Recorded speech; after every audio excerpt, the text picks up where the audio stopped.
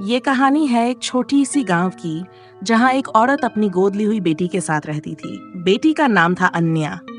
अन्या बहुत प्यारी और समझदार बच्ची थी।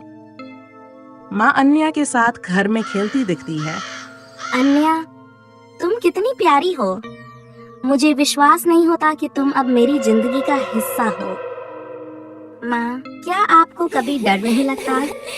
रात में ये बड़ी अजीब सी आवाजें आती हैं। अरे नहीं बेटा, डर कैसा? ये तो बस पुराने घर की आवाजें हैं। चलो सोने का समय हो गया है।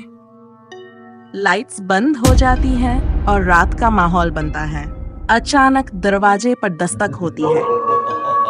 माँ, ये आवाज किसकी है? मुझे नहीं पता बेटा। तुम यहीं रहो, मैं जाकर देखती हूँ। माँ धीरे धीरे दरवाजे की ओर बढ़ती है। दरवाजा खोलती है लेकिन कोई नहीं होता। माँ ने दरवाजा खोला पर बाहर कोई नहीं था। लेकिन अंदर आते ही उन्हें एक ठंडी हवा का झोंका महसूस हुआ। ये क्या था? अन्या, क्या तुमने भी ये ठंडी हवा महसूस की? हाँ माँ, मुझे बहुत अजीब लग रहा है। क्या मैं आपके पास सो सकती हूँ? रात में माँ को अजीब चीजें महसूस होने लगती। अन्या सो रही होती है और माँ उसके पास बैठी होती है। अचानक माँ को अन्या की आंखें खुली हुई दिखती है, लेकिन अन्या का चेहरा बदल जाता है। वह खतरनाक मुस्कान के साथ माँ को देखती है।